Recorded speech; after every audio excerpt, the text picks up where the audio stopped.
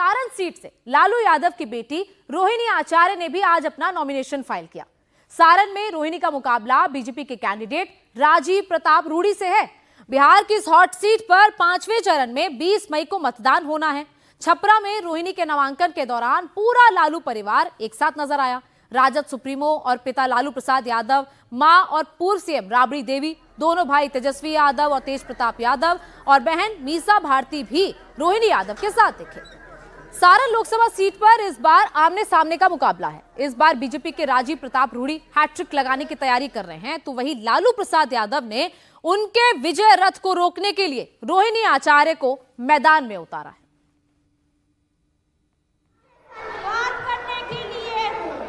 इतने दिनों से घूम कर मैंने क्षेत्रों की सभी समस्याओं को जाना, पहचाना और समझा है।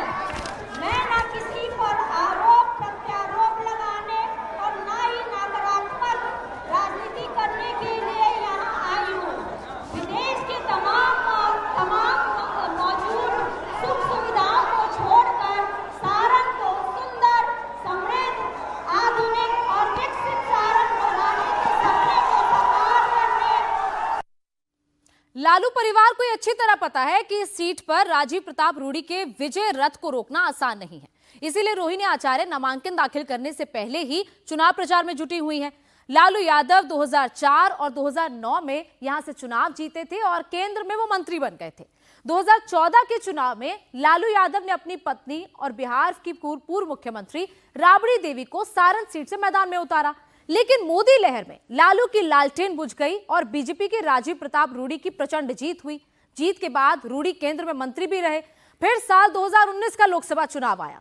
इस बार लालू प्रसाद यादव ने अपने समधी यानी तेज प्रताप यादव के ससुर, जो परसा से विधायक भी रह चुके हैं, उन पर दाव लगाया। लेकिन मोदी लहर में यह दाव भी फेल हो गया।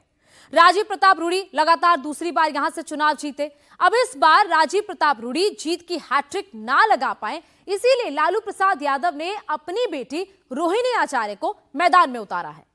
आंकड़े भले ही बीजेपी के फेवर में हैं, लेकिन बिहार के पूर्व डिप्टी सीएम तेजस्वी यादव सारण के साथ ही पूरे बिहार की 40 सीटों पर इंडी गठबंधन की जीत का दावा कर रहे हैं। यह माहौल है और बिहार में इस बार चौंकाने वाला रिजल्ट हम लोग देंगे। और सारण तो हम लोग जीत ही रहे हैं, लेकिन बिहार में जो 2 फेज के चुनाव भी हुए उसमें भी हम लोगों की जीत हुई है। प्रधानमंत्री जी ने केवल बिहार को ही नहीं बल्कि पूरे देश के लोगों को ठगने का काम किया है।